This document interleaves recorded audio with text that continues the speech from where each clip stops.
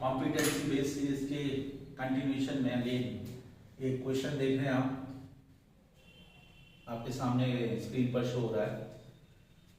For the solution of gases W X Y Z, चार आपके पास ये गैसेज हैं, 298 temperature, Henry law constant values are 0.5 to 35 at 40 kilo bar respectively.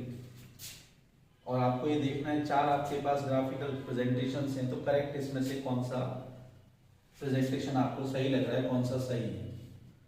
Question का जो content देख रहे हैं, साथ में ग्राफ देख रहे हैं, तो क्वेश्चन देख के बच्चा थोड़ा सा हेजिटेट कर जाएगा, थोड़ा सा घबरा जाएगा कि यार क्या करूं, किधर से सॉल्व करूं, क्योंकि जहां भी ग्राफ का पॉइंट आता है बच्चा थोड़ा सा हेजिटेट करता है। अब उसको डाटा क्या मिले हुए हैं कि उसको हेनरी लॉ कांस्टेंट की वैल्यूज हैं और ये प्लॉट को चेक करना है। तो जब आप प्लॉट को देख रहे हैं तो आपको नजर आ रहा है कि जो इसमें y एक्सिस है उसमें पार्शियल प्रेशर्स और मोल फ्रैक्शन के बीच में ग्राफ है।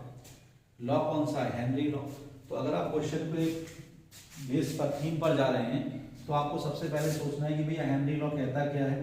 हेनरी लॉ एप्लीकेबल होता है गैस एंड लिक्विड्स में, और मैथमेटिकल फॉर्म क्या है आपके पास, ये हेनरी लॉ का मैथमेटिकल फॉर्म है कि partial pressure of a gas is directly proportional to their mole fraction in solution. और KH क्या है? That is Henry law constant.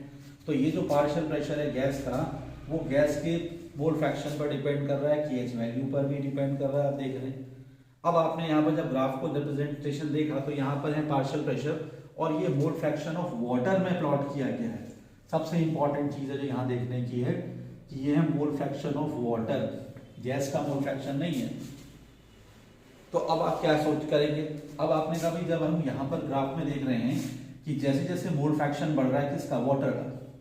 तो अगर वाटर का मोल फ्रैक्शन बढ़ेगा तो गैस का मोल फ्रैक्शन क्या होगा? कम हो जाएगा। और जब गैस का मोल फ्रैक्शन कम होगा इसका मतलब गैस की सॉल्युबिलिटी क्या है? कम है। और जब सॉल्युबिलिटी कम है तो KH वैल्यू क्या होगी? KH वैल्यू भी डिक्रीज करेगा। और जब KH डिक्रीज करेगा तो किसका? गैस का। और जब गैस का आपके पास जब उसमें वैल्यू डिक्रीज हो रहा है तो आपकी प्रेशर की वैल्यू क्या होगी? दैट इज अगेन भी डिक्रीजेस। तो कौन सा आपका ऑप्शन आपको नजर आता है जहां पर वैल्यू डिक्रीजेस में दिखाई दे रही है? आपको यहां पर सब में दिख रहा है कि partial pressures are increases as the mole fraction of water increases. ये पार्शियल प्रेशर किसका है? Gas X Y Z W का।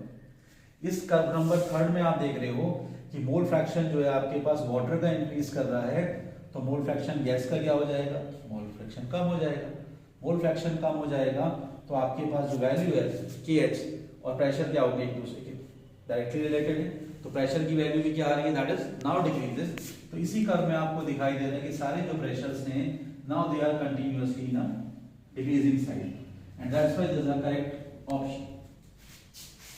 इसी तरीके की और प्रॉब्लम्स के लिए आप मेरे को अपने व्यूज या कोई आपकी और अपनी कंटेंट जहां पर आप चाहते हैं मैं आपके लिए वीडियो बनाऊं या आपकी प्रॉब्लम्स को आपके साथ इसी तरीके शेयर करूं, आप मुझे मेरे इस नंबर पर कांटेक्ट कर सकते हैं। मुझे मेरे फेसबुक पेज पर, मेरे इंस्टाग्राम पेज पर मुझे फॉलो, लाइक, सब्सक्राइब करिए और अपने कमेंट लिखिए। Thank you.